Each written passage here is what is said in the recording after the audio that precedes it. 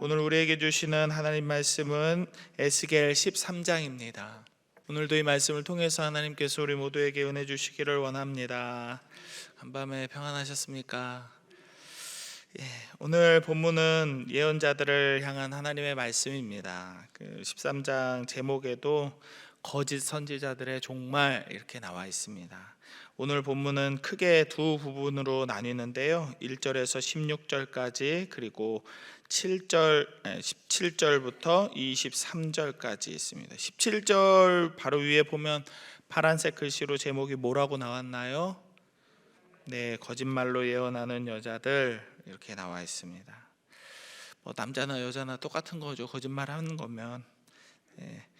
이 내용은 이제 전반부는 굳이 이야기하자면 남자 예언자들에 대한 이야기고요, 후반부는 여자 예언자들, 복술가들에 대한 이야기입니다. 그리고 이 두 부분에서는 공통적으로 하나님을 인정할 수밖에 없는 두려움의 순간에 대해서 반복적으로 예언되고 있습니다.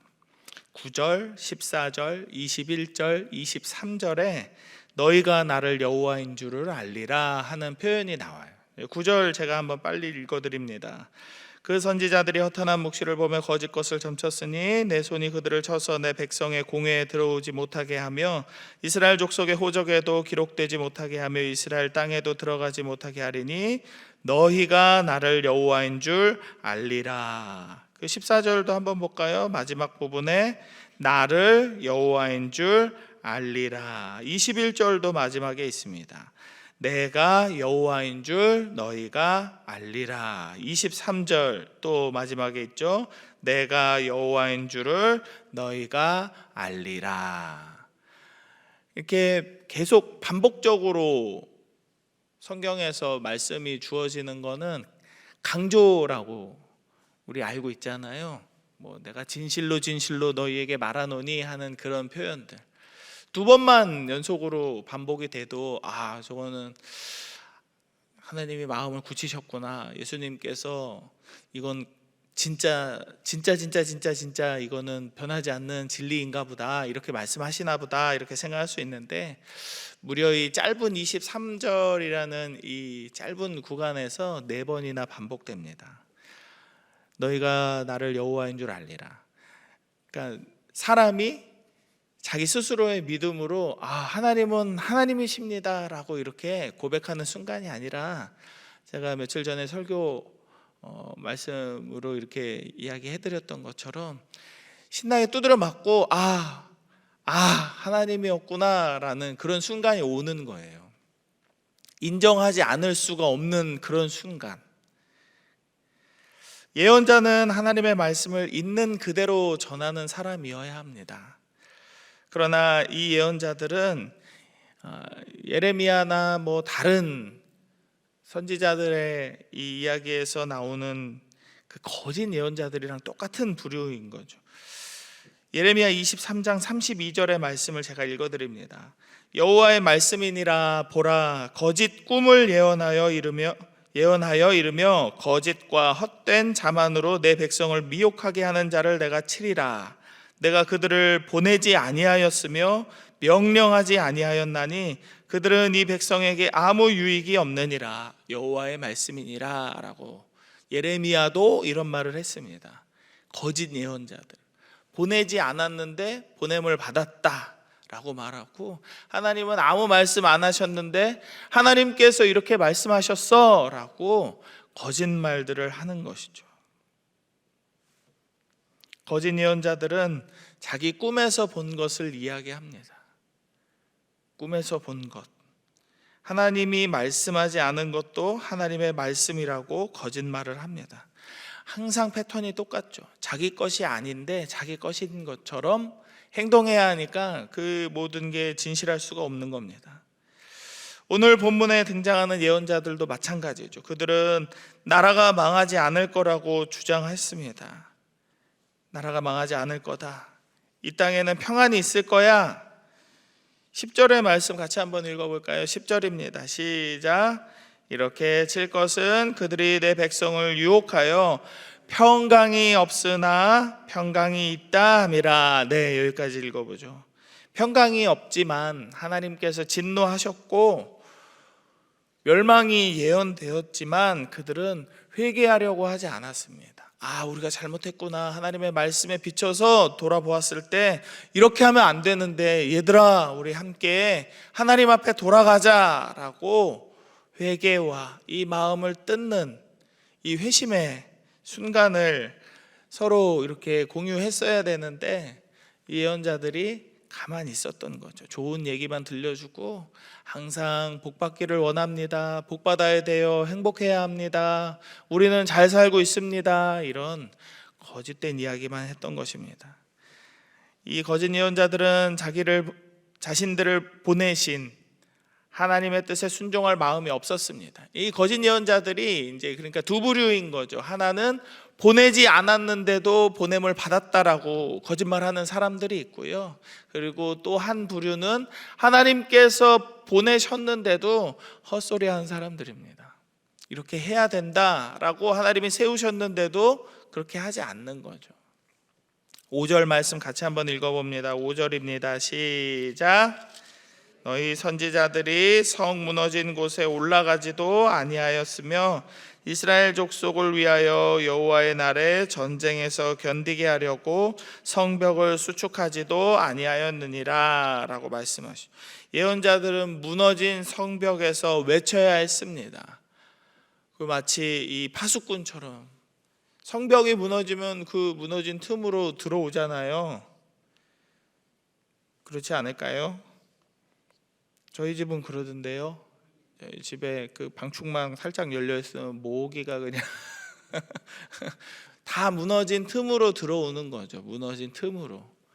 근데 그 무너진 틈이 무너졌다라고 아무도 얘기하지 않는다면, 지금 우리 민족의 상황이 하나님 앞에서 범죄하였고 우리의 상황과 우리의 모습이 지금 망하기 일부 직전이다라고 아무도 경고하지 않는다면 망할 수밖에 없는 거죠.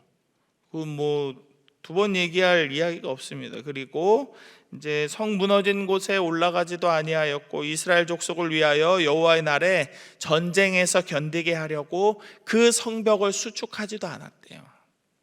무너진 게 있고 잘못된 게 있으면 다시 쌓아야 됩니다. 다시 쌓아야 됩니다. 저 같은 경우는 이제 거의 이 요리를 거의 못하는 사람이기 때문에 제가 저희 딸 이제 막 낳았을 땐가 낳기 전인가 한번 제가 저희 아내한테 미역국을 끓여준 적이 있어요. 미역국. 보통 미역국엔 뭐가 들어가나요? 미역이 들어가겠죠. 그러니까 그래 미역을 준비해야지 그래가지고 미역을 이렇게 샀는데 얼마나 넣어야 되는지 모르겠는 거예요. 근데 어머니가 이렇게 했던 걸 기억을 해서 종세야 기억해라, 천재적인 머리로 기억하자 그래가지고 이렇게 물에 불려야 된다는 걸 알았어요.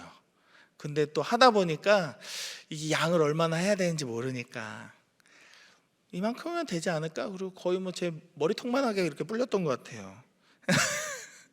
이렇게 그만큼 자르니까 이렇게 불어나더라고요. 오 이렇게 막 불어나는데 뭘 넣으면 맛있을까 막 넣다 보니까 막 무도 좀 잘라 넣어보고 미역국에 막 이것저것 막 넣어봤어요. 근데 이제 그 다음부터는 안 했죠. 이제 맛이 없다 그러니까. 저같이 요리를 잘 못하는 사람도 이제 그건 알아요. 이런 상황이 됐으면 다시 끓이는 게 낫다.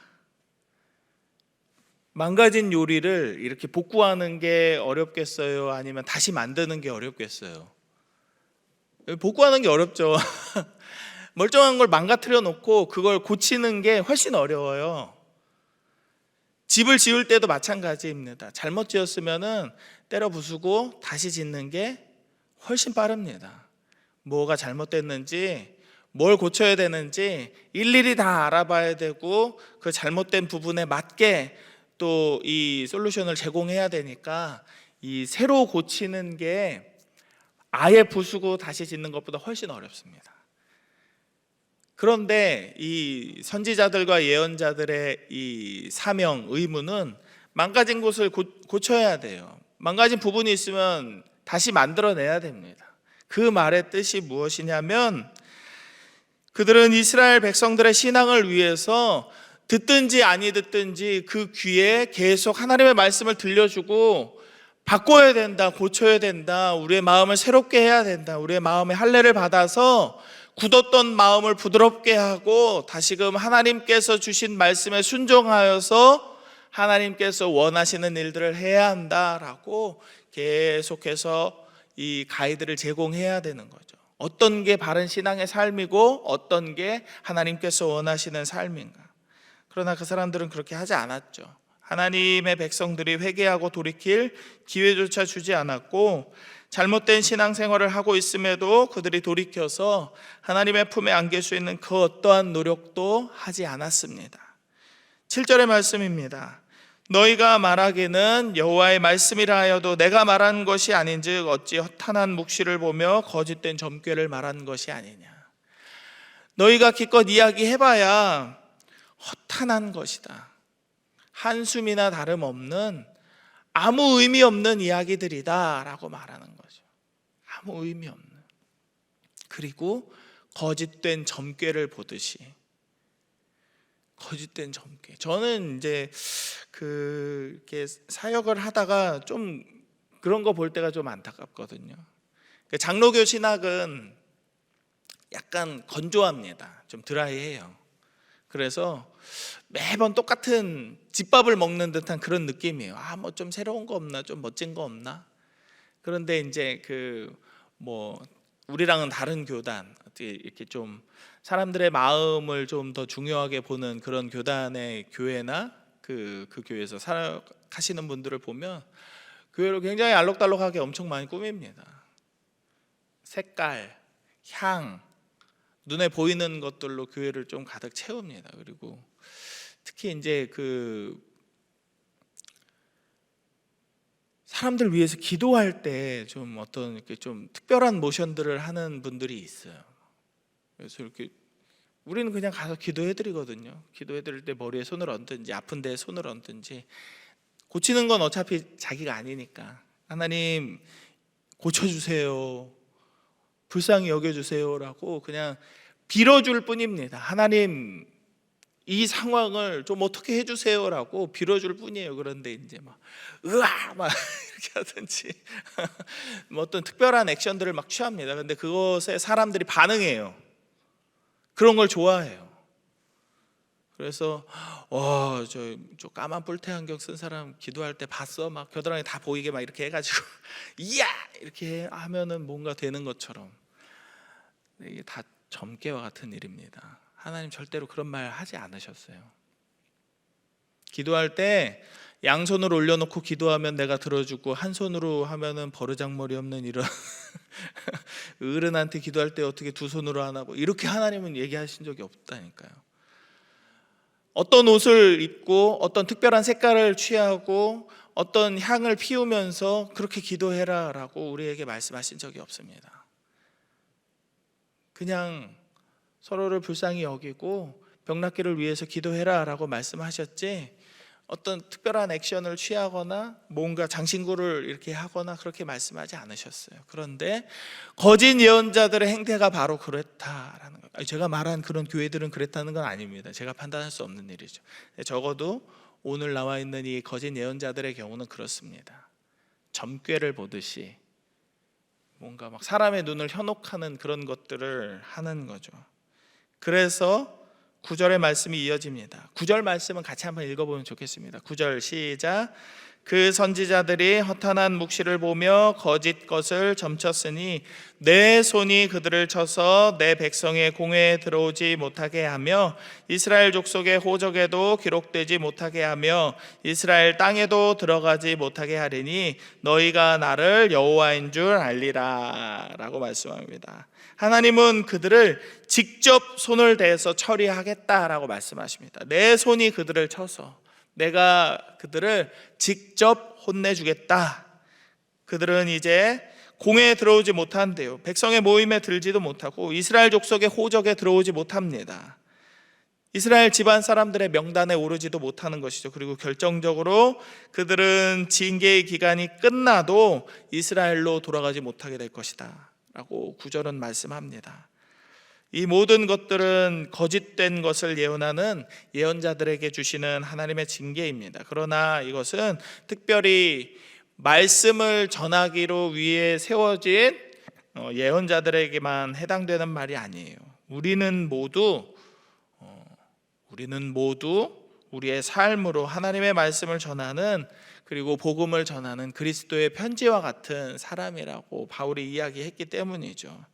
우리는 우리 안에 주어지는, 입력되는 이 하나님의 사랑과 은혜와 복을 전하는 사람으로 살아야겠습니다. 그런데 살다 보면 그렇지 않죠. 한 입으로 이제 두말하는 경우가 생깁니다. 아유, 어머니 교회 가셔야지 그러면서 이렇게 막 전도를 이렇게 하는 제가 틈만 나면 그냥 아유 힘들어 죽겠네 아이고 돈이 없어서 어떡하나, 막 아이고 딸내미가 말을 안 들어서 어떡하나, 힘들어 죽겠네 이런 얘기만 계속 한다면, 사랑을 전하고 복음을 전하는 저의 입술과 힘들어 죽겠다, 괴로워 죽겠다 라고 말하는 저의 입술이 같은 입술인데 쓴물과 단물을 내는 거는 좀 이상한 이야기인 거죠. 우리의 삶으로 우리는 하나님을 전해야 되는 사람입니다. 우리가 뭘 특별하게 예언을 해서 이렇게 동쪽으로 가면 귀인을 만날 것이야 이런 복수를 행하는 사람들은 아니지만, 우리는 말씀을 먼저 읽었고 이 말씀대로 살아간다면 하나님께서 우리에게 이런저런 은혜를 주실 것이다 라는 것을 우리는 알고 믿는 사람들이기 때문에 우리는 이 예언자들의 상황이나 다를 바가 없습니다. 우리는 그래서 하나님 말씀에 순종하면서 우리 눈에 하나님의 일하심이 보일 때나 보이지 않을 때나 하나님을 전하고 들려주시는 그 말씀대로 살아가야 합니다. 순종은 언제나 제사보다 낫습니다. 우리는 말씀에 순종함으로 우리의 생명을 보존하고, 말씀에 순종함으로 하나님의 말씀과 사랑과 은혜를 전하는 복의 통로로 살아가게 될 것입니다. 이것이 우리 삶에 주어진 성도로서의 사명이고 말씀 안에 바로 서는 믿음의 삶이라고 저는 믿습니다. 우리는 언제나 말씀에 귀를 기울이고 그 말씀에 살아갈 수 있도록 기도하며 하나님께서 우리를 이끄시는 대로 순종하며 살아야겠습니다. 그렇게 한다면 9절의 말씀을 잘 기억하세요. 9절의 말씀에 반대되는 일들이 우리 가운데 있을 겁니다. 9절의 말씀을 반대로 읽어볼게요.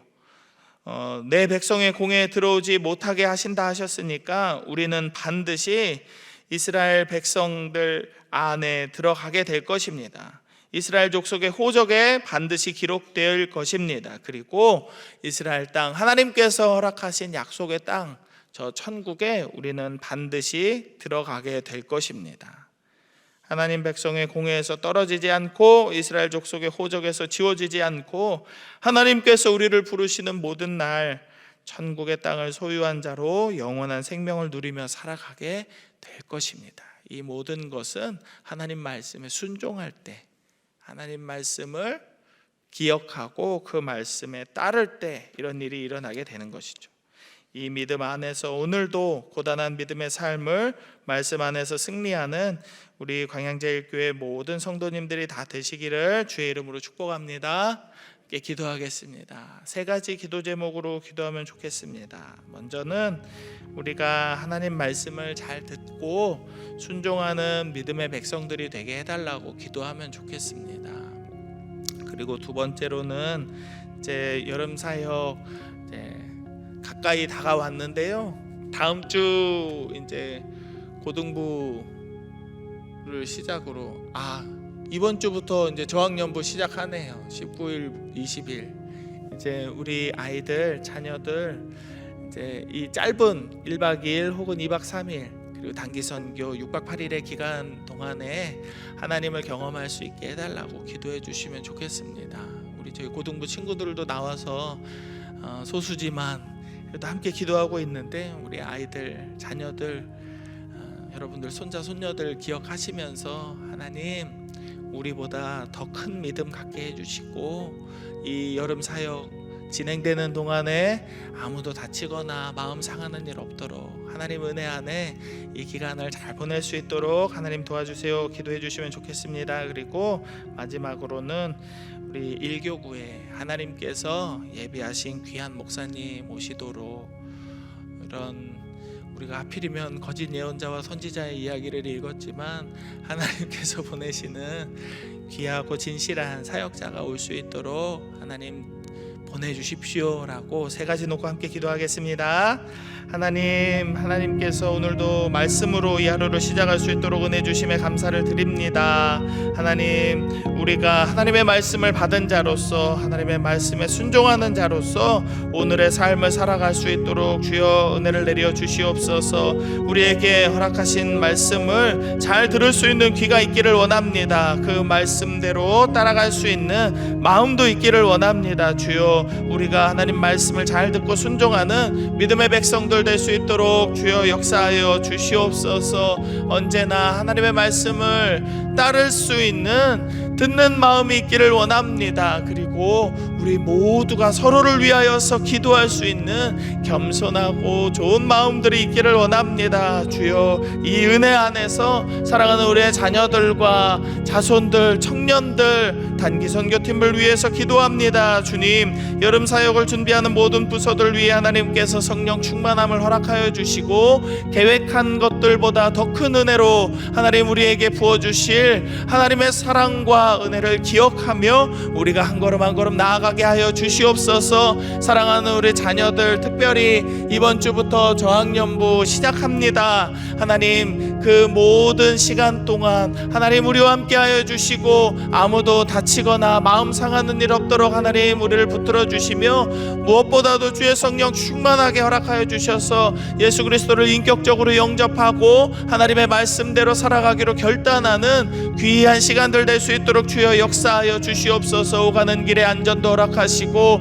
하나님, 이 여름 사역을 위해서 준비하고 애쓰는 우리 교육자들과 우리 모든 선생님들의 수고에 하나님께서 하늘의 크신 위로를 허락하여 주시옵소서. 하나님, 일교구에 하나님께서 예비하신 귀한 목사님 오시기를 원합니다. 함께 사역할 수 있는 믿음의 동역자를 보내주시기를 원합니다. 주님, 우리에게 은혜를 베풀어 주시고 귀한 목사님을 통하여서 하나님의 말씀이 온전히 세워지는 우리 교회 될 수 있도록 주여 인도하여 주시옵소서. 주님, 하나님, 우리가 하나님 말씀에 순종하는 참된 하나님의 백성들 되게 하여 주시옵소서. 주신 말씀을 우리가 전하며 살아가는 우리의 삶으로 하나님의 말씀을 증거하며 살아가는 복된 증인들 다 되기를 원합니다. 주여, 우리의 심령에 주의 성령을 충만하게 채워 주옵소서. 하나님 말씀을 잘 들을 수 있는 귀가 열리게 하시고 하나님께서 일하시는 것들을 바라볼 수 있는 믿음의 눈이 열리게 하시고 무엇보다도 하나님 말씀에 순종할 수 있는 우리의 마음이 부드럽게 기경되게 하여 주시옵소서.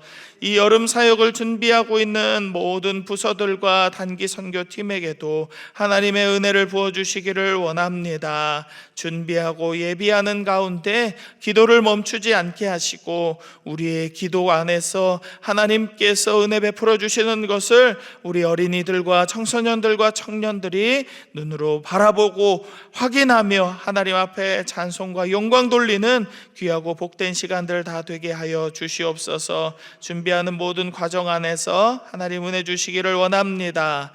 지치지 않도록 힘과 능력을 더하여 주시고 좋은 날씨와 모든 상황 가운데에서 여호와 이레로 예비하신 하나님 은혜를 경험하게 하여 주시옵소서.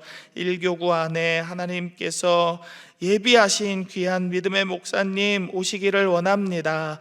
믿음의 동역자가 세워지기를 원합니다. 주여, 우리 교회를 불쌍히 여겨주시어서 사역자를 보내주시고 하나님께서 우리를 위해서 기도하고 하나님의 말씀을 전할 귀한 사역자를 우리 가운데 세워 주시옵소서. 오늘도 이 하루를 살아가며 믿음으로 하나님 앞에 나아가는 우리 광양제일교회 성도들의 모든 기도 가운데 하나님 응답하시고 우리 가운데 연약한 이들의 몸과 마음을 하나님께서 회복시켜 주시기를 간절히 소망하며 거룩하신 예수 그리스도의 이름으로 기도드립니다. 아멘.